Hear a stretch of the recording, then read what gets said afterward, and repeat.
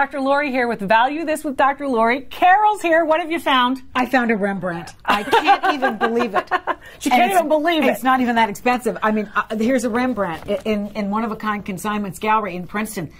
Now, does this have any value? It looks like Is it a Rembrandt? That's the first thing you have to look at. So you have to look for paper and process, right? So how is it applied to this piece of paper? And is this piece of paper made actually, in existence during the lifetime of Rembrandt, which is 1609 to 1669. Aha! PhD art historian. She knows that stuff. All right, how would I ever know that based on this beautifully framed thing?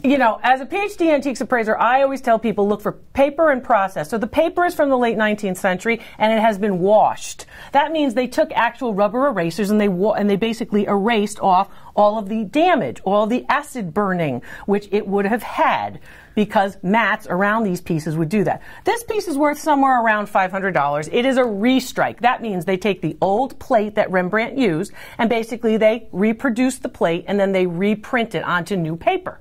How would I, with something like this, have a picture like this that somebody else could have just made look like this and That's made right. look old? How do I know that? Okay, you've got to look at the paper on the back. So you have to look for the construction of the paper. Got this on the back. Well, then you've got to do this before you frame it up. Or before you buy it. Do they let you in stores like puncture a hole in the back? Well, typically no. But basically what you want to do is before you start saying, I want to buy this piece, you have to realize what's what. Now, if you had the real one from 1645, which is the height of Rembrandt's career, we're talking $30,000 to $50,000. Okay. So if it's not priced at that, either A, somebody doesn't know what they're doing, or B, basically you've got this piece that you have to think about, oh, it must be a restrike. And most of the Rembrandts are restrikes because he was a very good entrepreneur and knew to basically break the plates or damage or get rid of the plates, because the plates meant somebody else is making money on his artwork. Okay, to me, because I don't know anything, prints aren't worth it. Prints, by virtue of their definition, are reproductions. So they're pictures of famous pictures or something else. So how do you tell a good one? Here's an example.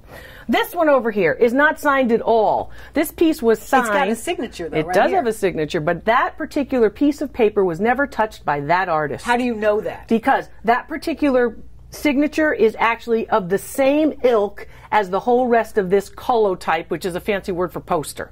So what's happened is they had the actual work of art, the painting, for example, and they took a picture after it was signed. And that lowers the value. That lowers the value. So those you want to stay away from, because you can tell when something has been signed after the fact. For example, this has an edition number on it, which has been done after the fact. So they printed it first on the piece of paper, and then they added the edition number. Let's talk about these edition numbers. Edition numbers are numerators and denominators. You remember 12th grade math, okay. Numerator and denominators. And you've got 110 over 750. That means there's 750 of these. You're at number 110. What number do you want? 1. 1, 2, 3, 4. You don't want into the hundreds. Okay. You don't want 750 of 750. Right. Why? Because it's a very large print run. There's 750 of them. That means that there's 749 others out there just like yours. Is 750 fainter because it's been printed off so many times? Sure. It could be worse. It could be worse, yes. Okay. But basically it could be the worst of the worst. It could be just as good as all the rest, depending on how good your machine is. Okay, but somebody who's going to buy it, or if you're going to buy it, you want to see a low number on the top. And a low number on the bottom. And a low number on the bottom. I want low and low, right? I want a low number at the top and a low number on the bottom. When you think about prints, I want you to think about those particular aspects of printing. And then there's a lot more to discuss when it comes to prints. We'll talk about condition and how to keep condition in a future episode. I would love to learn more about that. And I just want to prove to you the Rembrandt that I just threw down on this bench is actually still in fine shape. Dr. Lori, thank you so much. Where can we find more information? DrLoriV.com. You can find more information, and you can watch all of our episodes of Value This with Dr. Lori right here.